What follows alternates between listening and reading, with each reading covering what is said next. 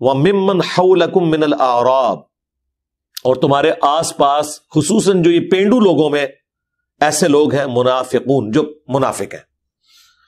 وَمِنْ أَهْلِ الْمَدِينَةِ، اور اہل مدینہ شہر والے لوگوں میں بھی، مدینے کے اندر بھی منافق موجود ہیں. اب یہ نہیں ہے کہ صرف پینڈو ہے، نہ شہری بھی ہیں.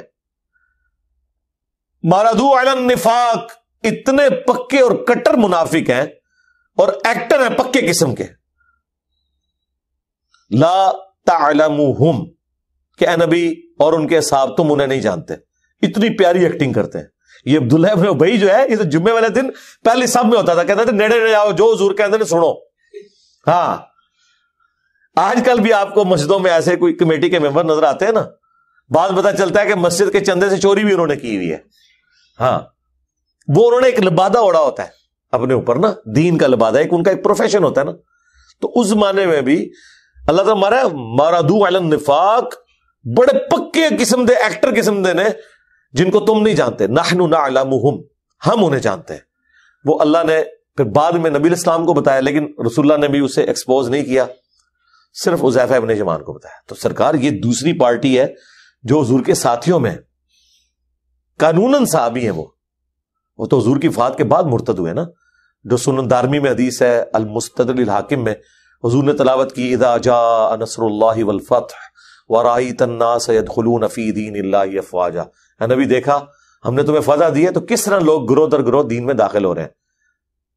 پھر ساتھ ہی حضور نے فرمایا بس میری وفات کے بعد اسی طریقے سے لوگ گروہ در گروہ دین سے نکل بھی جائیں گے. اور وہی ہوا. منکرین زکوٰۃ، مسیلمہ کذاب، کتنے عرب کے قبائل، اور یارہ 3-4 بندوں نے تو دعوی نبوت کر دیا. انہوں نے سمجھا کہ عرب پہ غلبہ پانے کا ایک طریقہ یہ بھی ہو سکتا ہے کہ آپ دعوی نبوت کر کے بندے ساتھ جوڑ لو اپنے. اچھا پھر حضرت ابوبکر اس کے اوپر نا بڑے اچھے ریمارکس انہوں نے دیے. حضرت ابوبکر نے حضرت عمر سے کہا کہ دیکھو حضور کی برکت یہ ہوئی ہے کہ آپ بت پرستی کوئی نہیں کر رہا، جو بھی کر رہا ہے وہ دعوی نبوت ہی کر رہا ہے. اللہ کا کانسیپٹ اب نہیں ختم ہوگا اس سرزمین سے. دیکھا نا، پوائنٹ بی نوٹڈ. اب یہ قوم بت پرستی کی طرف نہیں جائے گی. دعوی نبوت ہی کیا. طلحہ اسدی نے کیا، مسیلمہ کذاب نے کیا، سجا عورت نے دعوی نبوت کر دیا، ٹھیک ہے، لیکن بت پرستی کی طرف نہیں گئے. تو اس کا مطلب ہے کہ اہل سنت والجماعت لکھ لینے سے کوئی اہل سنت والجماعت بن نہیں جاتا.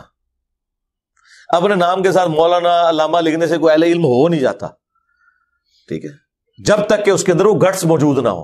اور پھر پیغمبر ہونا تو ایک وہبی چیز ہے، یہ تو کسبی تو ہے ہی نہیں، کوئی حاصل کر ہی نہیں سکتا. حضور نے خواب دیکھا، بخاری مسلم میں آتا ہے کہ میں نے خواب میں دیکھا کہ میرے ہاتھ میں 2 سونے کے کنگن ہیں، تو میں نے اس کو بڑا رنجیدہ ہوا، اس خواب کی حالت میں بڑا غمناک ہوا. میں نے اس پہ پھونک ماری تو وہ دونوں کنگن غائب ہو گئے. یعنی یہ بھی حضور کو خواب میں بتایا گیا کہ یہ ختم بھی ہو جائے گا فتنہ. تو نبی الاسلام جب اٹھے، آپ نے صحابہ سے کہا کہ یہ خواب کی تعبیر میں نے 2 جھوٹے پیغمبروں سے کی ہے جو دعوی نبوت کریں گے. مسلمہ نے تو حضور کی زندگی میں دعوی نبوت کر دیا تھا، باقاعدہ اس نے قاصد بھیج دی حضور کے پاس کہ نبی یہ جو نبوت ہے نا، کچھ شیئرز مجھے دے دو اس کے، ہم آپس میں. وہ یہ سمجھ رہے تھے کہ یہ کوئی بندہ خود دعوی نبوت کر دیتا ہے. تو نبی علیہ السلام نے فرمایا یہ تو اللہ کا اختیار ہے، میں تو ایک ٹہنی بھی جو ہے نا وہ بھی شیئر نہیں کر سکتا کسی کے ساتھ، میرا تو اختیار ہی کوئی نہیں ہے. اور اگر قاصد کا قتل کروانا جائز ہوتا نا تو میں تیرے یہ جو قاصدین آئے میں انہیں قتل کروا دیتا، لیکن آپ نے نہیں قتل کروایا، چھوڑ دیا.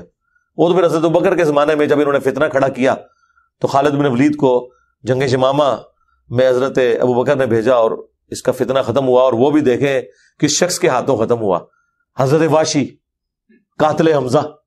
ہائے ہائے ہائے ہائے، یہ اللہ نے کیسا اس کو ایک فضیلت دے دی. اور جب بخاری کے الفاظ ہیں انہوں نے واشی کو قتل کیا، انہوں نے کہا میں نے اسلام کے بھی بہترین شخص کو قتل کیا تھا، حمزہ ابن عبد المطلب سید الشہداء. اور اسلام کے بدترین دشمن مسیلمہ کذاب کو، اس کو بھی میں نے قتل کیا. اسلام کا سب سے بڑا دشمن وہی ہو سکتا ہے نا جو رسول اللہ کی ختم نبوت پہ ڈاکہ مارے، دعوی نبوت کرے. تو اللہ نے کیسا بیلنس کروا دیا. اچھا لیکن پھر بھی وہ پوری زندگی انہوں نے دوسرے تیسرے درجے کے شہری کی زندگی گزاری ہے، انہیں ایکسیپٹنس ملی کوئی نہیں. کیونکہ جو 2 تابعین ملنے جاتے ہیں نا وہ کہتے ہیں ہم گئے تو وہ بالکل ایک کونے میں بیٹھے ہوئے تھے گھر کے, جیسے کوئی مشکیزہ کالے رنگ کا ہوتا ہے, ہم سمجھے مشکیزہ پڑا ہے تو وہ تھے, وہ بہت کالا سیاہ رنگ تھا ان کا, ابشی تھے نا, ٹھیک ہے نا.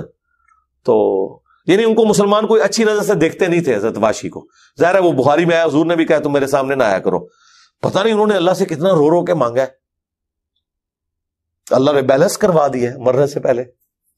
اب وہ کہتے ہیں میں حضور کو یہ چہرہ تو دکھا سکتا ہوں نا کہ اگر میں نے آپ کے سب سے محبوب شخص کو قتل کیا ہے تو آپ کے سب سے بڑے دشمن کو بھی میں نے ہی قتل کیا ہے.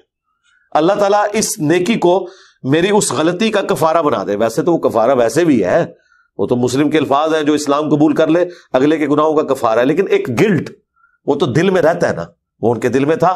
اللہ نے ان کو سن لیا اور ان کے ہاتھوں اتنا بڑا کام کروا دیا. تو یہ ایسے پکے منافق ہیں کہ اے نبی تم اور تمہارے ساتھی ان کو نہیں جانتے. سنعذبہم مرتین, ہم انہیں دوگنا عذاب دیں گے. دنیا میں ذلت کا عذاب, وہ سب سے بڑا عذاب تو ہوا جو آگے چل کے آئے گا. مسجد درار انہوں نے بنائی تھی, وہ اللہ نے وہ توڑوا دی. حضور کو کہہ کے کہا نہ تو اس میں نماز پڑھنی ہے, یہ مسجد جو ہے یہ مسجد درار ہے.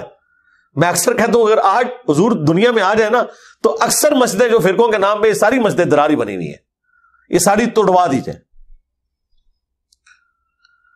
ثم یردون الی عذاب عظیم, پھر انہیں لوٹایا جائے گا اس بڑے عذاب کی طرف, قیامت کے دن کے عذاب کی طرف. یہ دوسری کیٹیگری ہوگی منافقین کی. قانوناً صحابہ لیکن اندر سے منافق. نبی علیہ السلام کو بھی 12 بندوں کے نام بتائے گئے, باقیوں کے نہیں بتائے گئے. وہ بھی وہ تھے جنہوں نے قاتلانہ حملہ کیا تھا, اور وہ بھی صرف حذیفہ کو انہوں نے بتایا, بعد کے لوگوں کو نہیں بتائے. ظاہر اور رازدار رسول تھے.